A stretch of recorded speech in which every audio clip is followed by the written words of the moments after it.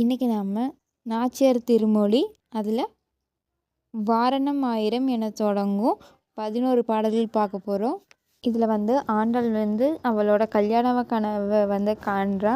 அந்த கனவை இது தோழியிடம் சொல்கிறா. இதுதான் கதை.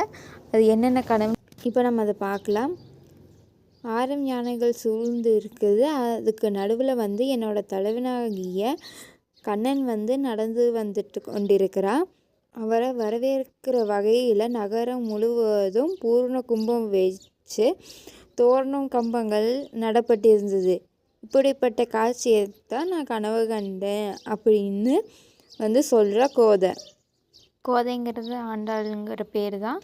அடுத்தது, நாளை திருமணம்னு நிச்சயம் செய்வதற்கு நரசிம்மன் என்றும் மாதவன் என்றும் கோவிந்தன் என்றும் அழைக்கப்படுற திருமால் பாலைகளோடு கூடிய பாக்குமரங்கள் கட்டிருந்த மணப்பந்தலின் கீழ் உள்ள வருவது போல கனவு கண்டேன்.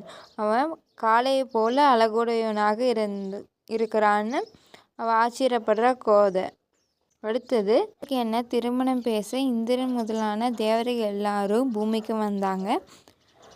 திருமணம் நிச்சயம் செஞ்சதுக்கப்புறம் திருமாலின் தங்கையாகிய துர்க்கை திருமண புடவை என கொடுத்தி மணமாலையை அணிவிப்பது போல கனவு கண்டேன். பல அந்தணர்கள் 4 திசைகளிலிருந்து புனித நீரை கொண்டு நன்றாக தெளித்து எங்களை வாழ்த்தி கண்ணனோட என்னை இணைத்து காப்பு கட்ட கனவு கண்டேன் அப்படின்னு சொல்கிற கோதை. அப்புறம், மணமகனை வரவேற்க அழகிய இளம்பெண்கள் மங்கள தீபத்தையும் பொற்கள சங்கையும் தன் கையில் ஏந்தி கொண்டு வந்தாங்க. அப்போது வடமதுரைக்கு அரசனாகிய கண்ணன் ஆண்மை நிறைந்த கம்பீர நடையோட திருமணம் நடைபெற இடத்திற்கு நுழைந்தது போல நான் கனவு கண்டேன்.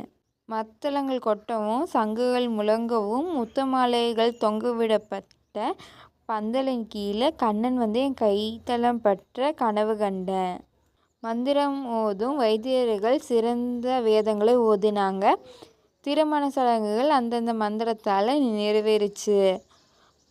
அப்போது திருமால் என் கை பிடித்து பசுமையான தர்ப்பைகளால் சூழப்பட்ட தீய வலம் செய்வது போல கனவு கண்டேன். பிறவிக்கும் 7 பிறவிக்கும் பாதுகாவலாக விளங்கும் கண்ணன் செம்மையுடைய தனது திருக்கையால் என் காலை பிடித்து 7 அடிகள் எடுத்து வச்சு அம்மி மேல் வைப்பது போல கனவு கண்டேன்.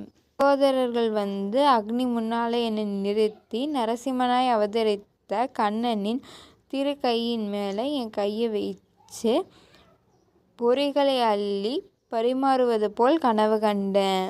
குங்குமத்தையும் சந்தனத்தையும் நன்றாக தடவி யானை மேலே அமர வைச்சாங்க. கண்ணனோடு இணைந்திருந்து அலங்கரிக்கப்பட்ட வீதிகளில் ஊர்வலம் வந்தேன். நல்ல மனநீரால் எங்களை இருவரையும் நீராட்டுவதாக நான் கனவு கண்டேன். பெரியாழ்வாருடைய திருமகளான ஆண்டாள் கோவிந்தனுக்கு வாழ்க்கைப்பட்டதாக எண்ணி கனவு கண்ட தம்மையை ஓதுபவர்கள் நற்குணங்கள் அமைந்த கணவனையும் மக்களையும் பெற்று மகிழ்வர்.